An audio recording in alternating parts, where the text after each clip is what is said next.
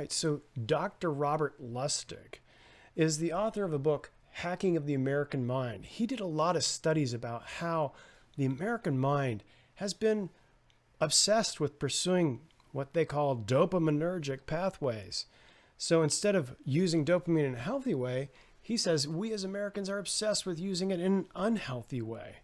In fact, he gives us a story about John, a computer programmer who's 35, who loves his job, but is obsessed with pursuing a successful career. And then when he gets home, he's on the computer again, doing gaming, or he's being obsessed, drawn into his phone and looking at the next posts and flipping through all of these engineered products that are engineered to hyperstimulate the dopamine process.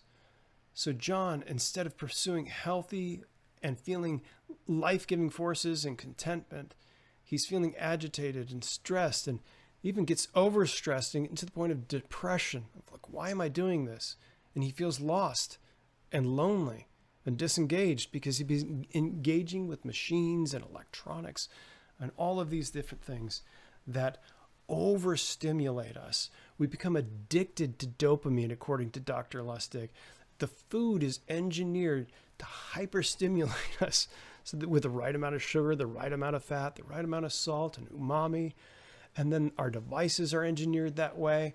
Just precisely, they do tests after tests to make sure that you can't resist getting off of these apps and electronic devices that we have. And unfortunately, people are getting addicted to them at younger and younger ages. And things in shopping and things like that, they're all set up for us to be constantly moving, constantly be stimulated, constantly be buying, constantly be going on.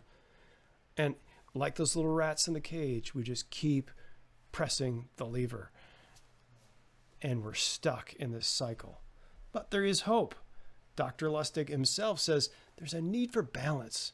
There's a need to pursue the serotonergic pathways for us as Americans, both in our everyday lives and in our corporate lives as well. So we won't be stuck like John, coming home from a busy life on a computer and being stuck in electronics and isolation, but rather a life of engaging with family, engaging with coworkers, engaging in healthy, connective lives the way we were physiologically designed to do. We're not designed to have hyperstimulation all day long and hyper dopaminergic pursuits all day long.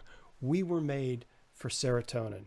We were made for the balance of this, not to the neglect of dopamine, but having the priority where these life-giving, value-connecting relationships that we create in our workplace and in our lives lead us to a place where we can actually start to begin to live differently.